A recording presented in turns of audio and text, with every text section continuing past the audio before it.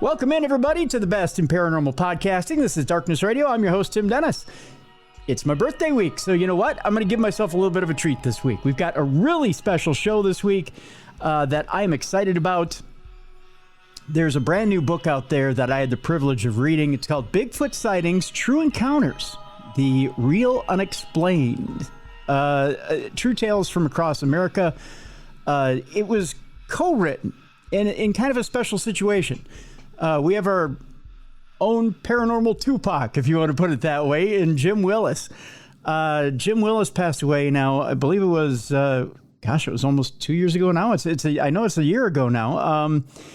And it's not like he's got unlimited material out there, like it seems Tupac had out there, but he had a little bit of material out there that needed to be finished.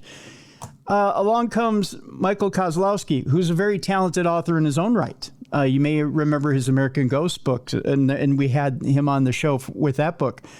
We'll let Michael tell his part of the story, and we'll bring him on here in just a moment. And the two have come together for this book, Bigfoot Sightings, True Encounters, or the True Tales from Across America. I should say it properly. Bigfoot Sightings, True Tales from Across America is the name of the book. There we go. And I'll tell you, folks, it's an interesting collaboration in styles. And we'll talk about that as well. I truly enjoyed this book. I really do. And, you know, there's a lot of Bigfoot books out there because it is, let's face it, it's a popular subject. It really is. And it's one of those subjects that, you know, is quite popular in itself. So you guys have a hunger for this subject. And it seems like there's 1,000 of these books coming out every day. It takes a really special book to garner my attention.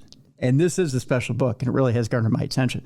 Let me tell you about Michael. Michael Kozlowski lives in Detroit, Michigan with his fiancee, Kristen, and a whole gaggle of animals. And we love animals here on the program as well. I know I've got a whole gaggle of them in my yard as well. He's an engineer, singer-songwriter, an avid golfer, a huge sports fan, especially of his hometown Lions. I'm sorry about that, Michael. We're gonna have to battle twice a year here as a Vikings fan. That's okay. That's all right. And loves traveling and exploring. Michael has written a range of books and stories in the horror fiction and paranormal investigation genres, including the first two books in his mystery suspense zombie apocalypse thriller mashup, Angel of Death and Fallen Angel, and Visible Ink Press's American Ghost Stories, an excellent book, which, again, I may even link that back up here in the description of this program, because I want you guys to check out American Ghost Stories again as well. Let's bring him in, and then we'll talk about Jim's pedigree as well. Michael Kozlowski, thank you so much for being back with us here on Darkness Radio. It's appreciated. Yeah, thanks. I appreciate being here again. So tell us a little bit. I want you to tell the story of how this comes across your desk here. Because Jim's death was a sudden one. At least it was sudden to me. I think it was maybe a couple of months after I had talked to him that I found out he passed away. Yeah, and I didn't know Jim, very well. I knew him a little bit through his writing and mostly through, kind of using his books in some of my own research, that stuff I was working on.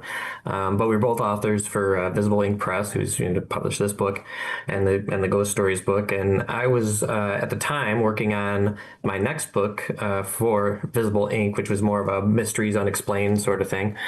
And I was actually in the gym, and the publisher gave me a call and said, "Hey, what do you think about, this idea of a Bigfoot book?" And I'm like, "Man, you bugged me about Bigfoot books before, I don't know." And he's like, "Well, it's kind of a special thing, And then he told me about Jim, which you're right, it was a shock. I don't think anybody that I know of, saw it coming, but. He wanted to get the book finished. His family wanted it finished. I think that's just kind of the guy Jim is. It's the kind of guy I am. You just don't want things hanging, Mm-hmm. And they asked me about, picking up where he'd left off. And I was humbled and honored, that they trusted me with it. So, they sent over the draft and the notes, and, away we went. So what was amazing, and I guess I'll wrap this part of what I wanted to talk about Jim was even in that last conversation I had with him. Boy, he was prolific up until the point, that last point where I talked to him, where he talked about how many different things he had in the hopper. His mind was always going. He was always talking about, I got 14 different things on my mind, and I probably got 6 of them that I want to put on paper, and 2 of them are already on paper, 3 of them are already on paper, right? So, the ideas were always going. Yeah, absolutely. And I said to him, I think in one of the, I think I even replayed it here on the show. He had this really great quote about life, and I had asked him about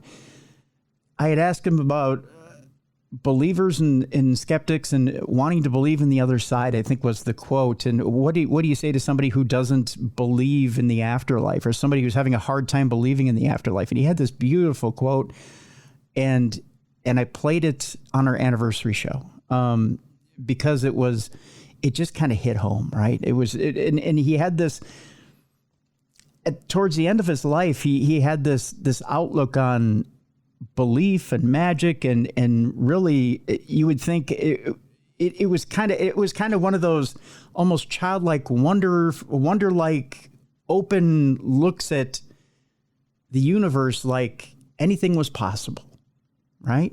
Right. And to have gone through all those experiences and to think, well, anything is possible. Normally, as I would think, as we age, you close down. You'd just be like, well, screw this. Life is too hard as it is. And, everybody's, pardon my language here, Mike, everyone's full of shit. And, and I'm tired of this, and I'm going to close down, and the hell with all of you. But he wasn't. He was incredibly open to a lot of different things, and incredibly open to people's opinions, incredibly open to the way the universe worked. And he wasn't stuck to one theory, or stuck to one outlook, or stuck to one opinion on things. And I think that's of all your items and devices in the Find My app. And even ALEXA here has an opinion about Jim, evidently. So that was very weird. So I think that's what I found so wonderful about him. What was so wonderful about having him on as a guest, because you could take him anywhere, right?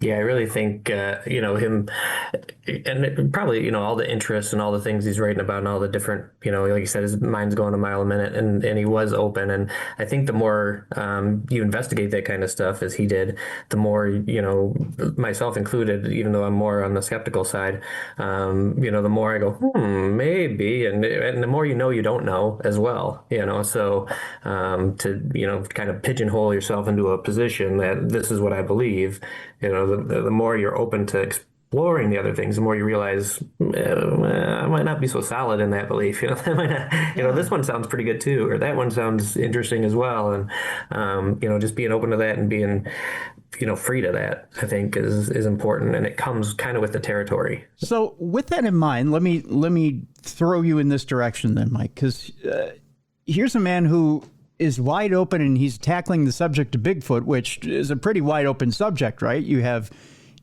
people believing, you have apers who believe that this is an organic creature. You have people who believe that maybe it's a extraterrestrial creature. It may be hooked up with extraterrestrials, or it may be a dimensional creature that is traveling different dimensions.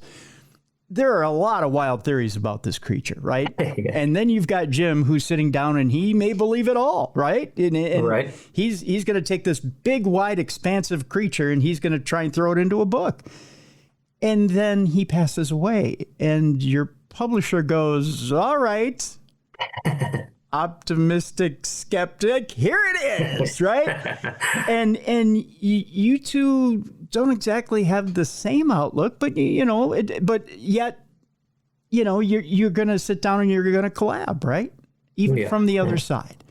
So, right. So what kind of mindset do you have to put yourself in order to try to make this fit? Are you shoehorning, or are you opening yourself up to try to fit Jim? How do you attack this? I think it's a little of both. There were large sections of the book that I didn't even touch. They were done and finished, and copy and paste. That's all I had to do. I had to read them to know where we were going, of course. And, a lot of times I was reading, I was going, oh man, it was fun being a reader and a writer at the same time, kind of learning as I went and opening up my mind, with, it was almost like having a debate as I was writing sometimes. Now in a lot of cases we were on the same page, no pun intended. But in a lot of instances there would be something, and it made it difficult at times because he might have written part of a chapter and I'm kind of finishing it up or cleaning it up, or he had, just some points for a chapter and I'm writing it out.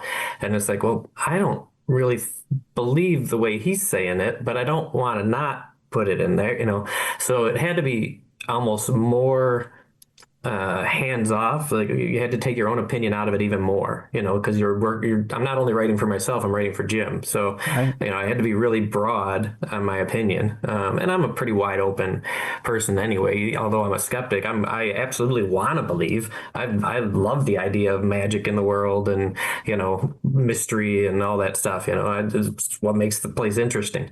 So the more crazy shit out there, the more stuff I get to write about, right? Very true. Yeah, very true. But but at the same time, I have a very pragmatic side. I'm an engineer by day. I like facts and numbers and things like that. So, it's like, okay, I'll listen to you and I'll entertain your idea, but please prove it to me. Not, I'm not telling you I don't believe you and get out of here. Please bring me the information and convince me. Right. So, it was an interesting collaboration. And there were certainly times when I was writing, my opinions of afterlife and ghosts and everything else aside, that it felt like Jim was sitting right there next to me and helping out. So, yeah. Well, that's great. That's great.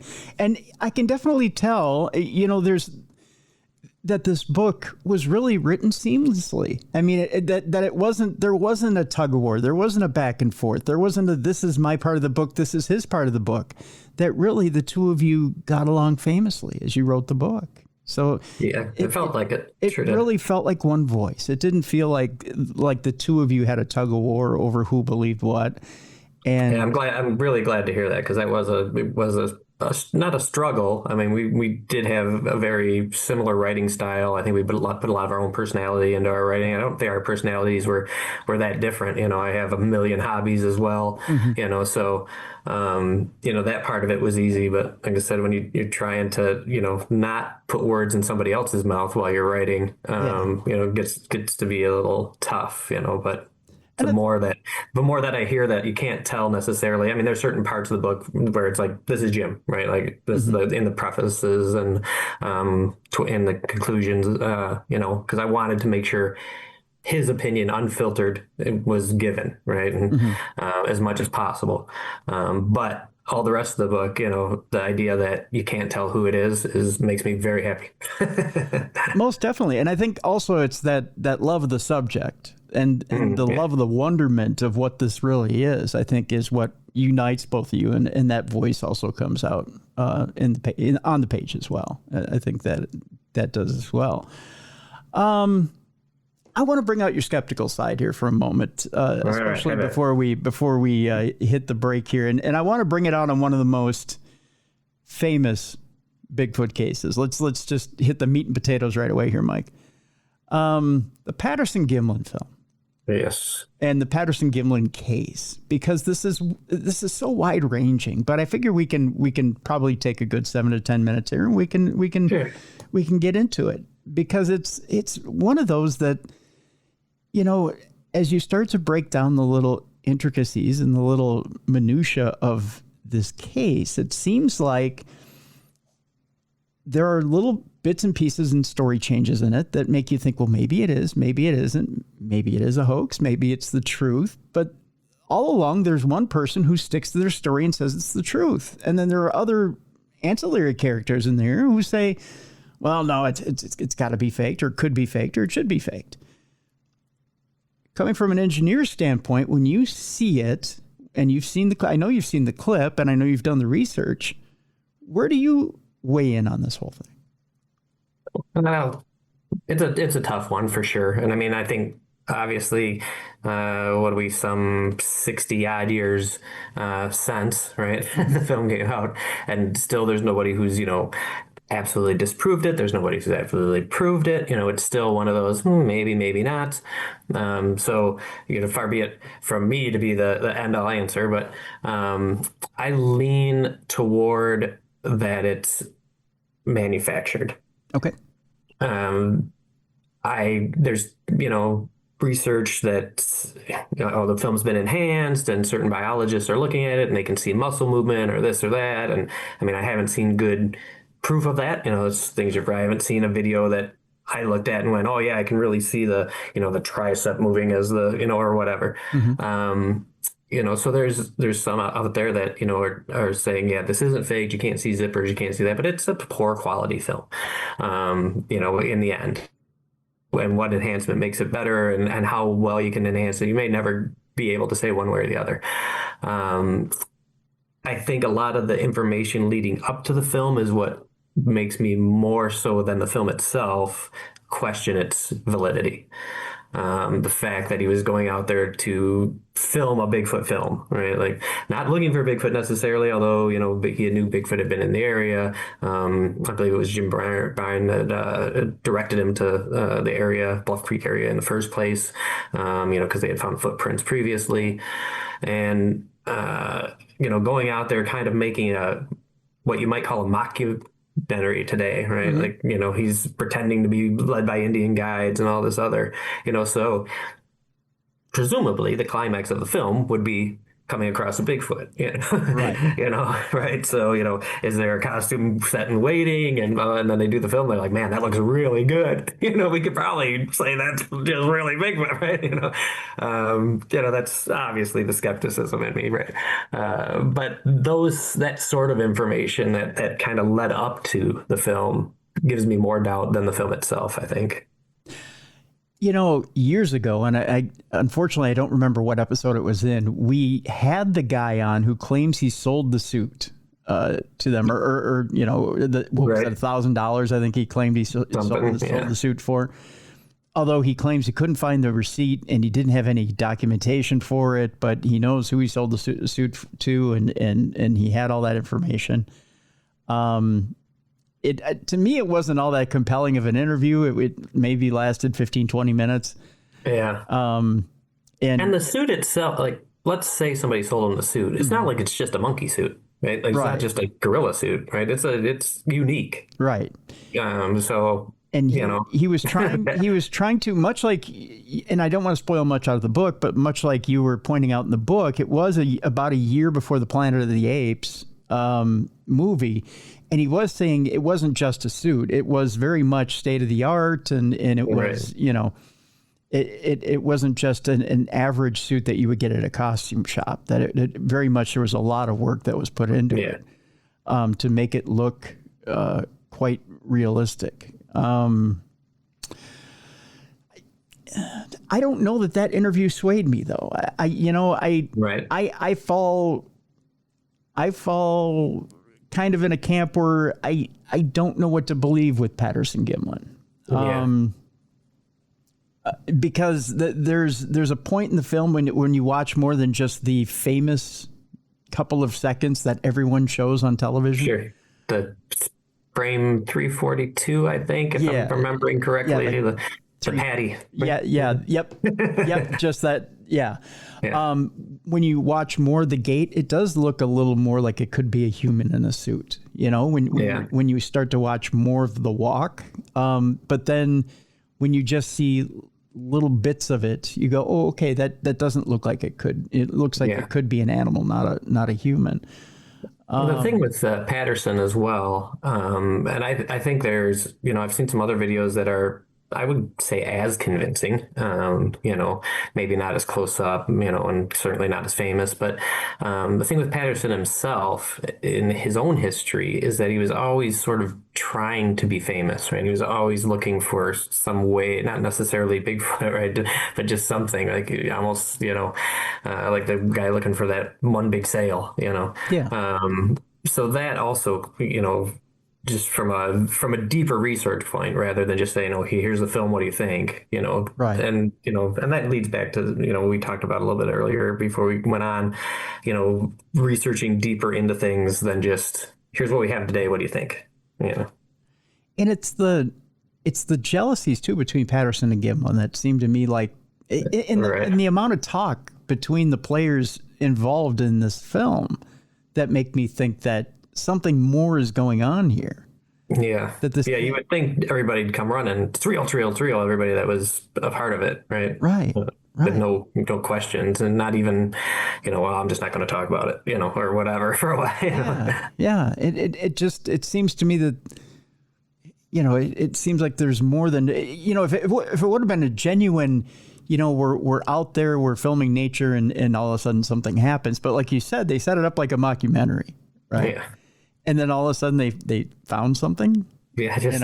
Yeah. And I mean, I've mentioned this, I don't know if I said it specifically in the book, but I feel like the more that people go looking for Bigfoot, right, the more that somebody's involved with actually going, this is my plan, I'm going to go find Bigfoot, the less likely they are to see a Bigfoot, right? Mm-hmm. A Sasquatch. It's always a surprise. It's, somebody out camping, or, a Boy Scout troop sees it up on the hill, or whatever the case may be.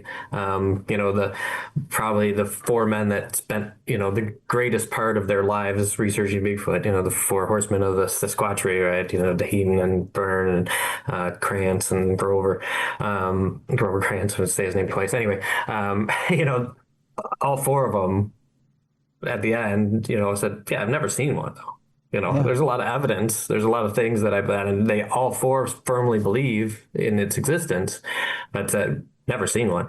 And, these guys did, exhibitions in Everest, some of them. And then, Byrne did like a 5-year thing in the 90s. All they did was go look for Bigfoot, in all these areas where people have seen him, supposedly seen the creature. So, just to, like you said, just to go out there and, I'm going to go film a Bigfoot film, and hey, I have got Bigfoot on there as well. What a great cameo. Like it's a little far-fetched sometimes. Yeah. There was a video recently, I want to say it's within the last couple of years, that kind of, to me, it kind of, with technology, I don't know that technology is necessarily a good thing now, Mike. Because if I remember the video right, it was someone walking through the woods, and it was almost like a back shot of Bigfoot. It's almost like they came up upon Bigfoot, and it was almost like Bigfoot turned around, and then all of a sudden the video cuts off, right? But it was almost like Bigfoot was just sitting there. I think I've seen that one. Yeah. Actually, they're kind of behind the bush. Yeah, behind the bush. Yeah. Like they almost happened upon it, right? Yeah. And it was clear as day. And it's almost like, okay, you can almost tell that this is AI, but not quite. And you're in such a state of disbelief as you're watching this video that you're like, it's got to be fake. You just, there's... And we're such a weird place right now. I mean, you mentioned AI, and, the first thought is we have this technology. Our cameras are so much better. Our film was so much better. We have drones that can fly over, all this stuff, right? We should be able to get a picture of it.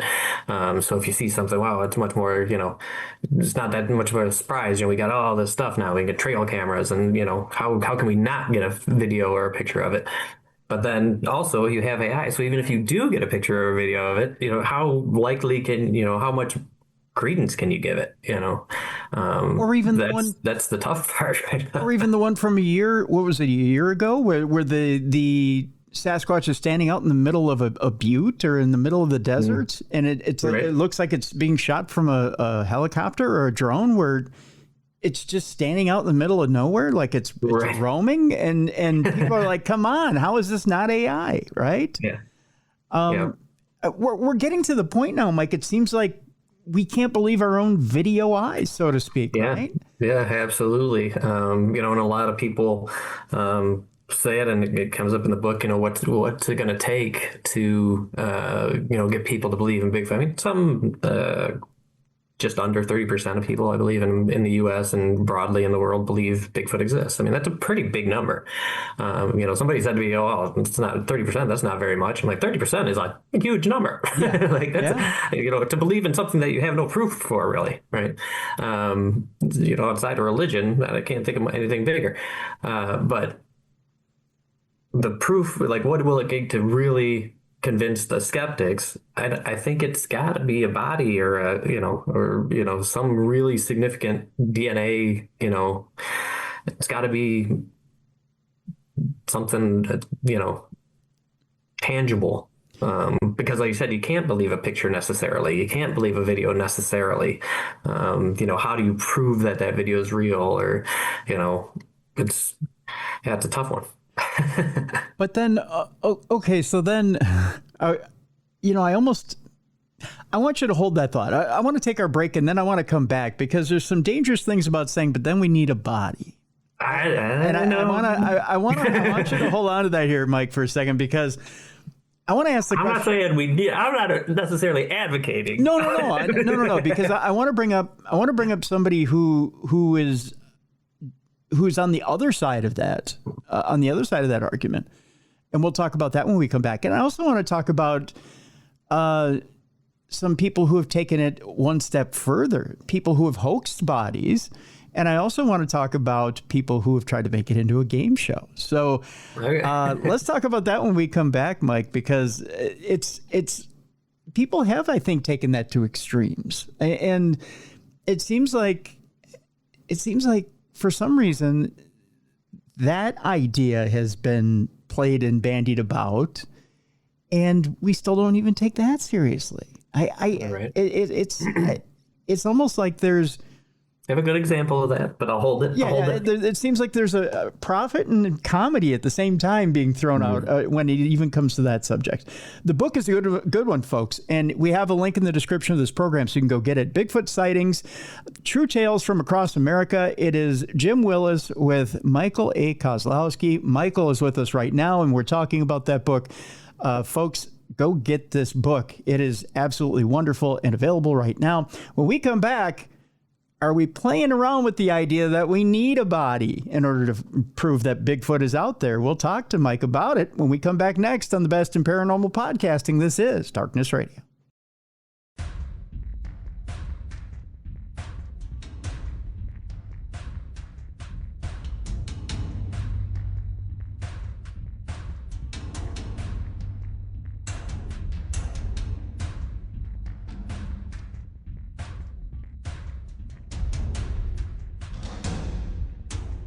Welcome back to the Best in Paranormal Podcasting. This is Darkness Radio. I'm your host, Tim Dennis. My guest is Michael A. Kozlowski. He is the co-author of Bigfoot Sightings, True Tales from Across America. Of course, the other co-author is the dearly departed Jim Willis. Okay, Mike, before the break, we were talking about whether we need a body or not to prove the existence of Bigfoot. Now, we've had DNA samples. They always come up as something else. A deer, a wolf, a bear. We've had scat. Comes up the same thing. It's always something inconclusive, right? And the logical conclusion, of course, is, well, we need a skeleton. We need something. We need a body. We need something to be able to say, here it is. But then in the last decade, we've had people put a ghillie suit in a freezer and take it around the country and say, hey, I got a body. Here it is. I'm going to take it on tour. Come buy tickets. We've had people start up a game show and say, we'll give you so much money if you can go out there and kill a Bigfoot and bring it back. Right. And there's a gentleman who's in this book by the name of Todd Standing, who has tried to make Bigfoot an endangered species and say, no, you shouldn't be out there trying to hunt this creature. This creature is probably more human than it is a creature. And to kill it is unethical. So let's sort this out for a minute. First of all, I want to ask you this question, Mike. are we not taking this serious enough? Has this actually become more comedy than anything else? Because every time somebody says, well, you know what, Alabama's going to open up, Bigfoot hunting for sport, you get the wah, wah, wah, wah on the nightly news, and it becomes a kicker for the nightly news. Are we taking it too light? Yeah, possibly. Probably most people are. I guess it depends on where we end up at the end, right? If there's no such thing, then we're not taking it too light, But right. if there is, then yeah, certainly. So I think there's very few people, even early when arguably people would be more likely to believe in Bigfoot. I think there's just not many serious investigations going on, using the scientific methods. And, we've got a couple professors, Jeff Meldrum, of course, famous, we had Grover Krantz and, people who give it a bit more credibility, but they're few and far between. And I think, especially in this age of reality TV and, shows on A&E and Discovery and whatever else, not to disparage those shows, but they're just, they kind of, whether they're serious or not, they fall into that same sort of category as the ones that aren't so serious, just by way of how they're made or developed and presented. So I think, we're even maybe more likely than not than before to take it less serious because of those things, But it's hard also to take it serious when, you mentioned Todd Standing, who, claims to be able to pretty much walk out in the woods and see a Bigfoot whenever he wants, Yeah. and take people with him. Right. And he's, I've showed all these people, and all this. And well, if that's the case, there should be, a lot more great photos or videos or whatever that you're bringing back to us, there's people who've, claim they've become friends with these creatures and interacted with them. If you're that friendly, you can't get a little tuft of hair, that gives us a real DNA sample or something, right? So, a lot of the claims are so dramatic that then not to be able to develop proof from those claims is really cast doubt on them. Right? It's kind of a 6 of one, half a dozen of the other. Right. So to backtrack a little, what in your mind would constitute a serious Bigfoot show? Like if a network were going to build one, what? I don't know that a show does it justice. Like I think if you had a serious sort of investigative show, yeah. I don't even know where that would air or if it would be interesting. I mean, obviously the shows that are on are cut and edited, and every show we're just seconds away from discovering it. Right. It's right around the corner. But I think like the Oak Island show, I think does a good job for what it does, because it's very specific in how it's going about things, right? Like it doesn't hide its failures. It doesn't, it's like, oh, we thought this was what it was, and it's, it turns out it's, a spoon from, somebody's lunch that was here or something, whatever. Right. But I think the other shows, they don't do that because they don't want to obviously lose viewership. I think you'd really have to. I don't know that it would be a very interesting show 99% of the time. Yeah. See, you hit on something there. I was talking to a friend of mine the other day, and we were talking about Chip Coffey had put out our friend Chip Coffey had put on a post that about something that I had been clamoring about for months about paranormal TV, and he hit it right on the head. And I don't think a lot of people in the paranormal had. I'm going to go on a little bit of a tangent here, Mike, and then I'll throw it back to you. Knock yourself out. Well, we'll see how if you agree on this or not. All right. And he had talked about the death of paranormal TV, ghost hunting TV, and basically it was just saying that he was just arguing that the ratings weren't there, that the networks basically had taken those shows off the table because they weren't making money, and essentially that's why it was. People don't understand that if these shows don't have a certain amount of viewers, then the advertisers don't come in. they take those shows off the table because something else will come in that'll make that money, right?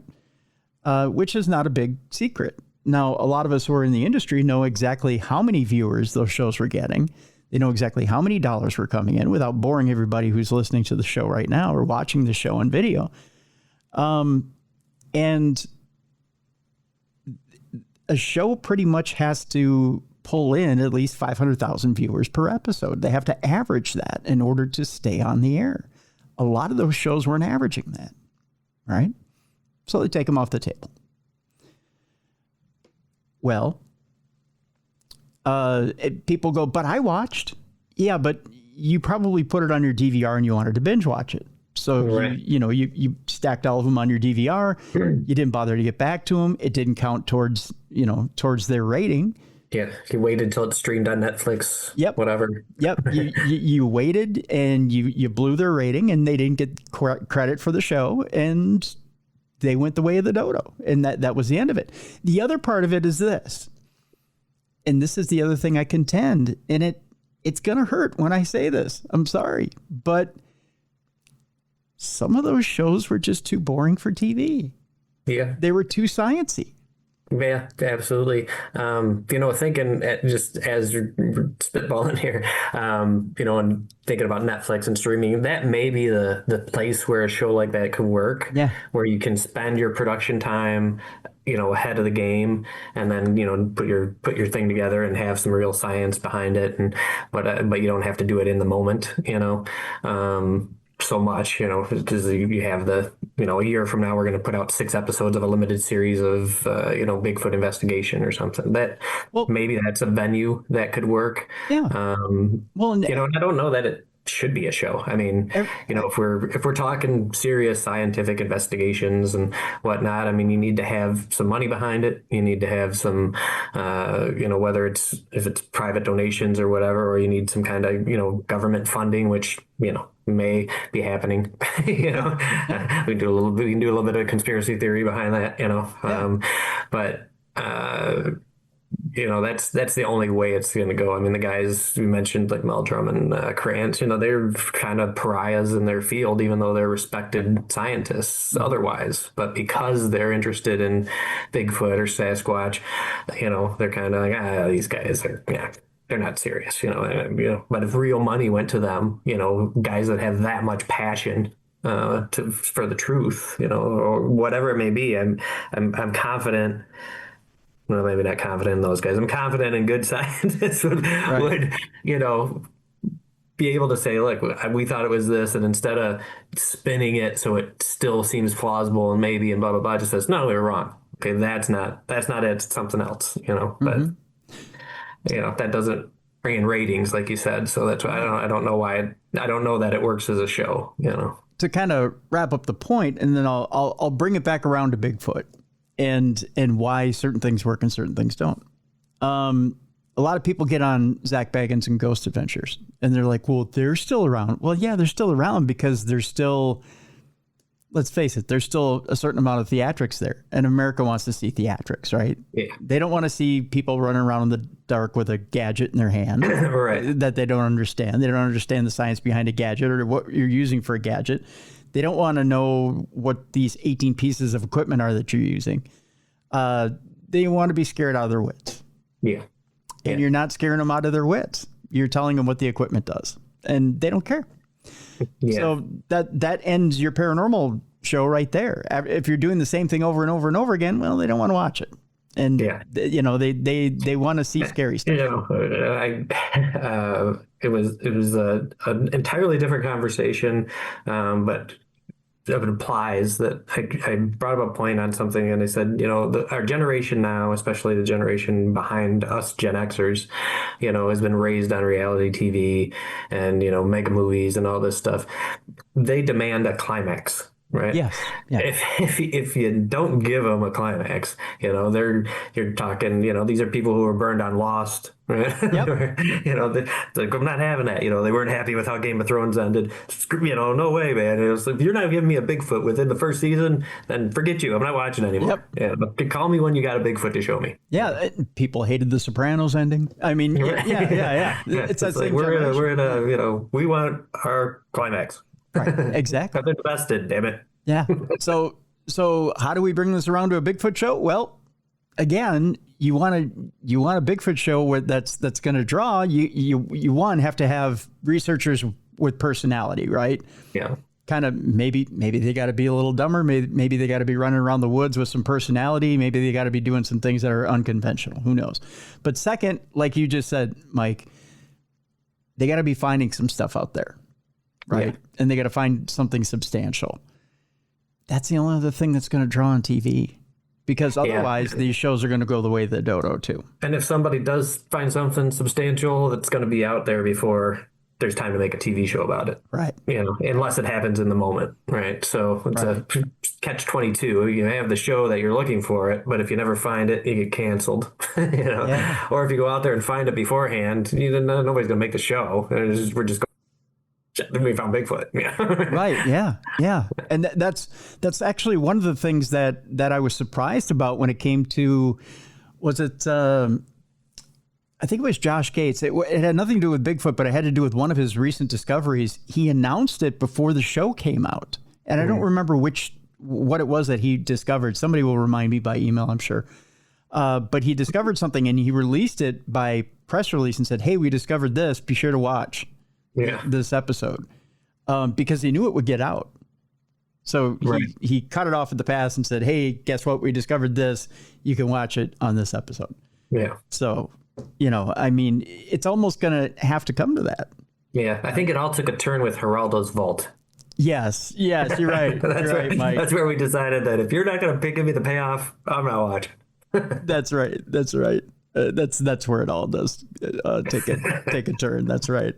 I want to switch gears on you a little bit here. I want to get into minutia here because you did something in this book that I completely agree with. Most people are going to disagree with me about.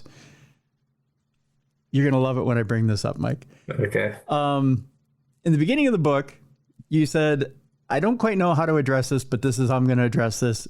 Some people say big feet. I'm going to say Bigfoot. It is Bigfoot. Much like you don't say deers, it's deer. Yes. I completely agree with you, my friend. Why are people saying big feet? This drives me nuts. I have a friend that we said we were going to we were talking about this while I was writing the book at a Christmas party. Actually, I had finished the book. It was in editing, but we were talking about it and I was telling him about the book and, he's like, well, what, big feet, Bigfoot, blah, blah, blah. What do you call the little ones? Are they little big feet? So we're gonna popularize little big feet around the world now. But I don't know. Bigfoot's a weird name anyway, right? It is. I'll usually go with Sasquatch if I'm trying to have a very serious conversation, but not that these conversations aren't serious, but Bigfoot's the nomenclature. It's what people are used to and know. And sometimes I don't know. I think if I go with Sasquatch, then I sound pretentious. So, but yeah, Bigfoot. It can't be Bigfoots. That sounds ridiculous. It can't be. But yeah, I go with Bigfoot. That's the plural, just like deer. Right. Yeah. Deer are deer. They're not deers. If you were to say, now a cow is cows, but right. Cow and cows. Right. That's proper. But deer and deers is not. And I consider deer and deers and Bigfoot to be the same. Right. I agree. Yeah. Yeah. I want us to be on that page and people to get on our page and not be saying big feet. We'll probably hear lots of crap about this. I'm sure it's gonna be the number one reason why people tune into this video and start commenting on it. They're gonna be, it's big feet. It's big feet. It's not, people. Trust me. The other thing that will get people up and moving on this video is going to be this. They're gonna argue as to whether this is an ape we're dealing with or a supernatural being with magical abilities. And no matter where you go, no matter if you walk into a convention, no matter if you walk into a discussion, or if you're just talking amongst friends, it's one camp or the other. It doesn't seem like people can settle one way or another. Now, I think I know where you fall on this. Tell me why you fall where you fall on it. Well, I definitely fall on the organic being side, rather than the mystical and magical. Mostly because I'm a skeptic by nature, and if I'm gonna, my default is to lean that way anyway. I think based on probable or plausible evolution that could have led to Bigfoot existing. It probably is either something descended like from Denisovans or Neanderthals or some other, humanoid being, right, that came up with Homo sapiens, or it's an evolving ape. Apes are really smart, right? I mean, the ones we know about, and they do sign language. They're very close to being us.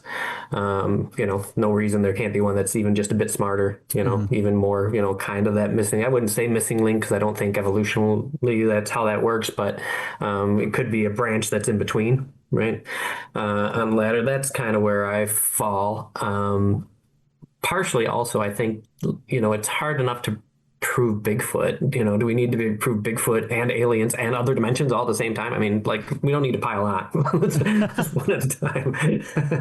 And I think the interdimensional, multiverse, alien connection kind of stuff is pretty new, and I think mostly the reasoning behind it that I've seen in my research and is usually it's the ghost in the machine, right? It's trying to prove something that I don't have an answer for, so alien, right? It's sort of like religion. You're like, I don't know why the sun rises, so it must be Odin pushing up, whatever. Thor's throwing lightning bolts. It's, they don't have an answer. They come up with something fantastical. I don't know. I wasn't going to push it to this point until I know that later. Probably just made so many people mad. But Ronnie LeBlanc, who you mentioned in the book, especially as part of exhibition Bigfoot, but he's been on the show once or twice, and he's got the Monsterland books out there. You mentioned that as well as in the book. Part of the Monsterland book is making that connection between Bigfoot and UFOs and these glowing orbs or these balls of light. And he talks about this phenomena a lot. You see Bigfoot, look up in the sky, boom, there's UFO. He like they're joined at the hip, right? I don't see it a lot from other witnesses, I'll say. So if only one person's telling me that every time they see a Bigfoot, they see a UFO, well, how many Bigfoots are you seeing along with your UFOs? But I just don't. I believe in extraterrestrial life. I believe more than I don't that aliens exist. Okay. And that's just from sort of a, odds position and the scope of the universe and whatever. It seems very unlikely it's just us. I don't know that they visited. I don't think that they're connected to Bigfoot. I don't think ghosts are connected to aliens or ghosts are connected to Bigfoot, or I think they're all plausible things. I just don't see the overlap in them.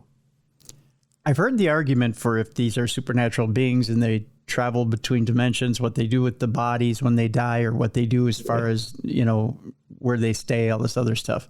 Tell me, as a terrestrial being, as a being that's on this planet, what do you believe they do with their bodies when they die? They could be smart enough, intelligent enough to bury them and have some sort of, end of life ceremony type thing that either disposes of the body or hides it well. I don't know that they have to. And here's where I'll argue a bit from the other side, right? There's something called a minimal viable population theory, which says basically you need about 50 individuals for genetic diversity and about 500 to kind of keep everything going. So that's a pretty small population required. And that's assuming genetics that we know. So, we don't know anything about Bigfoot's genetics. It could be, I put out in the book, they could just be at any given time 2 to 4 living creatures. They're always fertile.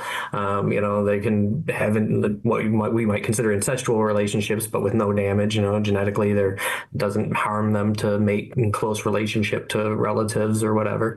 But even just assuming the 5,500 number, that's a very small amount of creatures in a very large amount of space, right?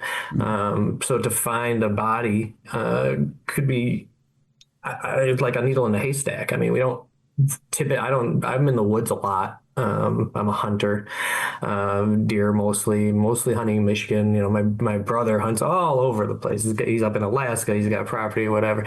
You don't trip over dead animals all the time. Yeah. Like once in a while I've come across a deer carcass, and there's more deer, they're like rats up where we hunt, they're everywhere. But I'm not finding them laying all over the place, even though I know a number of them have died, either they've been eaten or disposed of or whatever. So if you take an even smaller population of creature, to think that we're going to just stumble across a dead one, probably pretty unlikely, There's a new movie out currently from Small Town Monsters, and it's called the Monster on Morris Mountain. It was put together by Hellbent Holler, and there's a new theory now, which I think will blow people's mind if they think that Bigfoot is a transdimensional creature. And what they show is that as they're going out into these, they're in North Carolina. And as they're going out into the woods in the Uwharrie Mountains, you see these logs that are stacked like this. And they say, we think we're in a killing ground because underneath these logs, you see the bones of these different animals. And what it looks like is these animals have been thrown under these logs. And the tracker, who's former military, who's with them, goes, yeah, the reason is this. And he pulls out one of these logs and he says, you see underneath this log, there's this fungus, and this fungus helps decay bones and decay flesh. It helps rapid decay, basically. Yeah. So he said anything that's stuffing these dead animals under these logs knows that it helps decay basically a carcass faster. Right. So something intelligent is throwing its discarded food under this, knowing that it's getting rid of something faster. So it could answer two things. One, whatever's getting rid of its garbage or refuse is doing it under these logs. And two, maybe that's how Bigfoot gets rid of its carcasses, is it has, it has these stacked logs somewhere. Maybe it's throwing its bodies under there, and that's how they get rid of their remains. Yeah, I wouldn't discount that at all. Like I said, I think they're an intelligent enough creature, assuming they're alive, that they could have burial rights. And I mean, we see a lot of elephants and things that do, that have kind of end of life rights, of their own, that, we know elephants are smart, but we don't think they're as smart as people, right? I mean, we know they're an animal, but they still do these, instinctual things that, over millennia, they learn to do for whatever reason that, no reason that Bigfoot didn't learn, just on instinct to, hide its bodies or whatever, Right. Yeah. It's the same thing as, you've never seen, people say, well, you've never seen a dead Sasquatch. Well, I've trained chipmunks. I've never seen my chipmunk die and go, and see a chipmunk carcass either. I mean, I've never seen the carcass of my dead chipmunks either. So yeah. So but I don't think my chipmunk is Bigfoot either. So now, like we were saying earlier, if you find one, there's the proof that you really need, and that's why people, well, I've never seen one. Proof. That's what it all comes down to in the end. Yeah, very much so. Very much so. One of the things that you have in the book here, which is interesting, is you've got the different Native American stories of Sasquatch, and they're all very interesting. But one of the things that's really interesting is how Sasquatch ties into wildlife and the different stories of how it knows. Even though we've talked about the the fact that maybe it's not such a mystical creature, it does talk about the mystical side of it. And even so much as, and one of the more interesting stories in the book was this, Mike. The one that grabbed me was there, and I don't remember, forgive me, I don't remember where the town was, but it was so much as Bigfoot was hanging around a house, and a boyfriend or a husband had shown up, and he didn't like, or the Bigfoot didn't like the fact that he had shown up. So it had acted out towards the fact that he was there. Like, right. Just being like very territorial. Territorial. Yeah. Like, hey, get that guy out of there. You know, I don't like him. But the fact that, you know, Bigfoot was reacting towards, you know, would accept you for the fact that you were respectful to the land, to the animals, would accept you if you were good to the land, and would sure as heck come after you if you weren't. Right. Yeah. And now, is that to you? I could kind of tell, knowing Jim, I could see to him that would be more of a spiritual thing. To you, is that a natural thing, or is that a spiritual thing? I think it could be just more of a natural territorial thing. You know, even as much as having a feeling about somebody, or you know, whether it's something from observation or just, you know, he's come crazy. We all have that, right? You meet somebody and you're like, oh, I like that guy. He gives off a weird vibe, you know? Mm-hmm. And I think in animals, and we'll say Bigfoot's a little more in touch with its animal nature, depending on how you view what the creature is. I think they have more of that instinct, you know? My dogs know when somebody's not cool, you know? Yeah. Right. So there's that. And then with the Native American stuff, I think, you know, they're so in tune with the land, that, you know, they're in tune with creatures as well. And I think, you know, to think that Bigfoot is in the same way sort of a protector of the land, of the area, maybe of the people, you know, I don't think that requires magic or mysticism. I think a lot of the Native American lore will overlap, you know, as all of our, you know, myths and legends tend to do, you know, where, you know, there's some stories where Bigfoot's kind of like a skinwalker. There's some stories where, you know, like a Wendigo, or, you know, something like that. But then there's other stories where they're like, well, no, these are very separate beings, you know. So there's a little bit of both in it. But I think I think to believe that it's just an organic creature that, you know, is protective of its area, I tend to think, if I'm believing that Bigfoot lives, that they're pretty solitary. Yeah. Maybe in small family groups occasionally. Okay. My opinion is they probably are on their own most of the time, and maybe, you know, migrate certain areas that they travel, probably come together to mate, you know, that sort of thing. I think it's more of an animal sort of behavior like that, which would explain also why they're not, you know, you're not just running into villages of Bigfoot, right? Right. Right. You know, they're just out there doing their thing on their own, and probably have a territory that they would protect. Now, some stories, like the Ape Canyon story, you know, very famous, one of the first, you know, Bigfoot encounters. It's a whole, you know, clan of them that attack these miners and throw boulders at them and stuff like that. So obviously there's stories that they're living in bigger groups, and maybe some do, maybe some don't. Maybe it's a, you know, a bit of a mix. But yeah, I think there would tend to be territorial beings, but I think they cover a lot of territory. We're always told, you know, oh, never feed a Bigfoot, right? Or never, if there's one in your yard, never start feeding them, because they'll always expect that you're gonna keep feeding them, right? And the minute you don't feed them, they're gonna get mean. But don't you think there's intent there? I think, yeah, I don't know that I would. I don't know that I would be feeding a Bigfoot anyway to bring it to my house. I guess I'd have to see what it was like. I mean, if it was like a Harry and Henderson situation, yeah, come on. But you know, if it was something more, you know, primitive, like a bear coming up to your house, you know, it's probably not a good idea to feed a bear, you know, out the back door and have it hanging around, because in the end, it's still an animal. So I think our tendency is to give Bigfoot more, right or wrong, to give it more credit for being more human and more intellectual and having feelings and emotions and things similar to us. So, we can relate better to it. And that very well may be the case. And then, yeah, I think it's fine to feed it, and I think it would understand if you didn't feed it one day, it's not going to just rip your head off and, drink your blood because you didn't give it a, peanut butter jelly sandwich that I had yesterday. I don't know.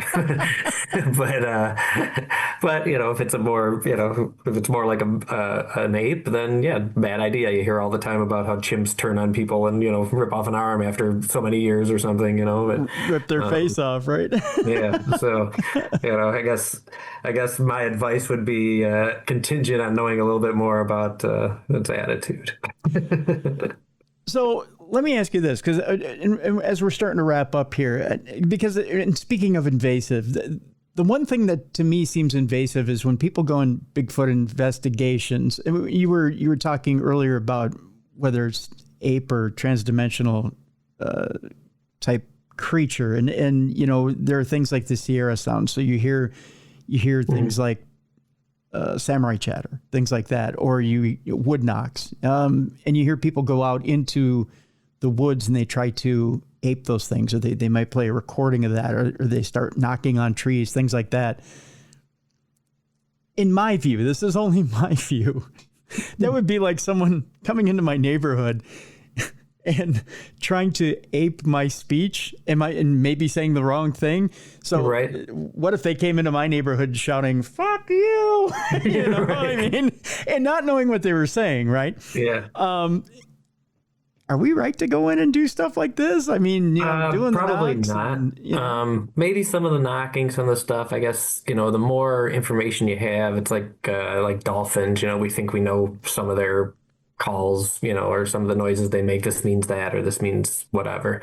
But so, just like you're saying, if I went, I was going to go try to sell my books in, China, and I just went over there and started trying to talk Chinese because I heard it sounded like this. I would make no sense at all. Right. Right. I would just be, I'm not going to do a Chinese, attempt at an accent because I don't want to, but you know what I'm saying? Like if I start talking Spanish, I don't know how to speak Spanish very well. I might get 2 or 3 words right from my old high school classes, but the rest of it's going to be just BS that I'm making up, so, probably the same way our dogs look at us when we're like, barking at them or whatever. And, yes. they're like, what are you talking about? What is this guy doing? So yeah, it's probably not a great idea to try to mimic, at least not to mimic speech and, the whistling or the howling, because it probably is very specific meanings. And, you could definitely say the wrong thing or just be so obvious that you're not a Bigfoot, right? That they're not going to come anywhere near you. It's like, what's that gibberish over there? I'm not going over there, But some of the wood knocking and things like that seem a little bit less specific as far as like a communication maybe is okay. But I think we're making a lot of assumptions when we try to do calls or things like that with a creature that we don't speak their language. So. Because I guess from the book, the example of the man who's doing the wood knocks, he decides, well, I'm going to try it. And then the thing starts getting closer and he's surprised that it's getting closer. Well, why wouldn't he? I mean, you're in the background. Yeah, you're calling it out, right? Yeah. I mean, wouldn't you think it's going to get closer? Right. Yeah, you might be asking it to fight. You don't know. Yeah, right? Because my dog hears us talking about animals. I can hear him barking in the other room. Oh, yeah. He's like, Bigfoot. No. Yeah. Get it. No Bigfoot. Right? And the dog's probably like, I don't want Bigfoot to come around. What are you talking about? Or just, dogs. Yeah, dogs communicating. It's probably like, dogs communicating. Where's the dogs? Right. Right? Lastly, let me ask you about this. Have you yourself been out there? Have you gone out on an investigation, tried to find Bigfoot yourself? I've done not very good investigations, I'll say. Yeah. Kind of,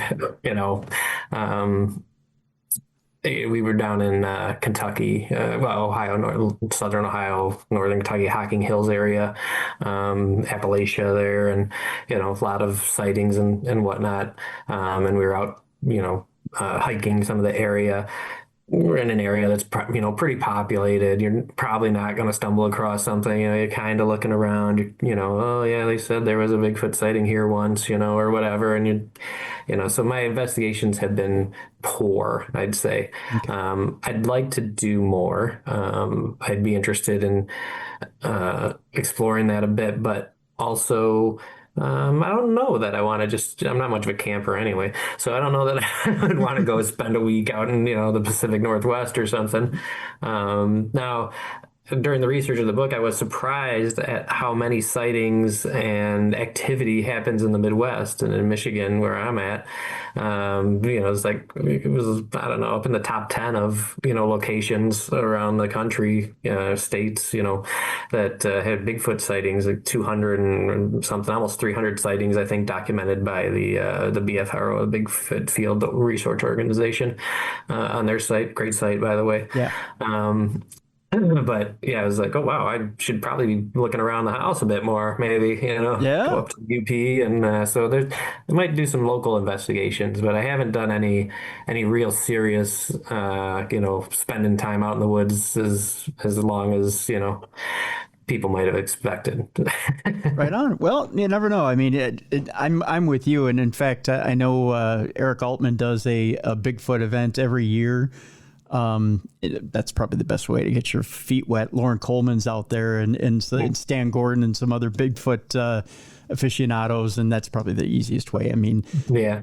Plus, if you really get tired of camping out, you can always go to the hotel. That's the best way to do it. So that's the way I plan on getting my feet wet. So you could probably join me out there, Mike, because you get tired of it. There's always the hotel bar. So, right. Yeah, that's the easiest way to do it. And then I guess lastly, I got to ask. Okay, so now that you've finished this book with Jim, what's next for Mike? Well, so when I got into this book, I was on my way working through my Inc., which is a broader kind of unexplained book where we'll cover a lot of different subjects, not so deeply researched or as expansive anyway as the ghost books or the Bigfoot book, but we'll do a little bit on aliens. We'll do some cryptids. We'll do some geographical triangles, all that kind of stuff. We're doing I think I'm working on the mediums and psychic chapter right now. We went down to Florida, the town down there, and the big psychic Kozlowski, and hung out down there, and did some investigating, and I try to get to at least some of the places, as much as I can. Fortunately, I'm not independently wealthy, so I don't get to all of them. But yeah, so that should be coming out probably around this time next year is the plan, barring any delays. And then I'll probably work on, I think I'm going to take a little break from the unexplained genre, go back and do a little bit of fiction work for a while, just because it's a fun place to play around and get my brain a little bit of research rest. And then I'm sure writing the mysteries book will spark some interest in maybe, I might end up doing a bigger aliens book or something, something will come out of that book, I'm sure, point me in a direction or two. Nice. It sounds very interesting. We'll have to have you back for that as well. That sounds I'd be happy to be here. Sure. Yeah, sounds like a good time. Well, the name of the book, folks, and I highly encourage you to go get it, is Bigfoot Sightings, True Tales from Across America. It's Jim Willis, along with our guest, Michael A. Kozlowski. Mike, I want to thank you so much for being with us today.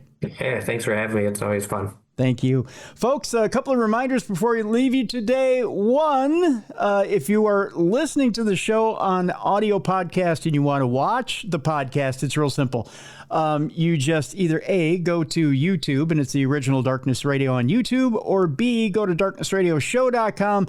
The video is right above the audio podcast. It's all in one location. So you just click on the video above the audio, and it's right there for you. Two, we want to thank our executive producer for today's show, Troy Palmer. Thank you, Troy, for everything you do. Three, the Darkness Radio Apple app is available for you. If you don't have the Apple app for Darkness Radio on your Apple device, simply go download it at the store. If you already have it, it's the update's available for you right now. Go get the Apple update for that. And lastly, and certainly not leastly, that's not a word, our partners over at Mysterious Adventures Tours have 2 trips for Halloween that we want you to get in and get involved with. First of all, Dacre Stoker is taking you to Romania for Halloween. You can party at Bran Castle, which was the inspiration for Bram Stoker to write Dracula and the inspiration for Dracula's Castle. Matt Dacre, great guy. Yeah, oh yeah, Dacre's a wonderful guy, and I'm telling you, that is a destination, a bucket destination for Halloween. So you can either party at Dracula's Castle the day of Halloween. There's that option for you, or I believe it's 12 days in Romania. That's the second package that's available for you. We have a link in the description of this podcast, so you can click on that link and check that out. The other one is Brian J. Cano in Ireland for Halloween. So the Puka Festival and much, much more. The place where it all started for Halloween. Man, talk about great trips, but you can check out either trip. So go check those out. Those links in the description of this podcast. And lastly, it's gonna. I don't know. I see your Twins shirt there. I gotta. Oh yeah. You get your Detroit Tigers out because you got my twin shirt right there. There you go. Okay, they're our last battling rivalry here. And lastly, folks, before we leave you today, I want to remind you that the Minnesota State Fair is going on. It's going to be a wonderful weekend. There's my Minnesota shot at you, Mike. Nice. I don't know about the Michigan State Fair. Woodward Dream Cruise is this weekend, so it's a big company. There you go. Well, either way, it's going to be a beautiful weekend. I'm going to remind you to take someone who is elderly or disabled out with you this weekend. By all means, folks, be a light in someone's darkness this weekend. Bring someone out with you. Show them a good time. Get a loved one, a neighbor, a friend, or just someone you know who's elderly or disabled out of the house this weekend. Show them a good time. It's a message from your friends here at Darkness Radio. For Beer City Bruiser, for Jessica Freeberg, for Mally Fox, I'm Tim Dennis. Thank you so much for watching and listening to the best in paranormal talk radio. This is Darkness Radio.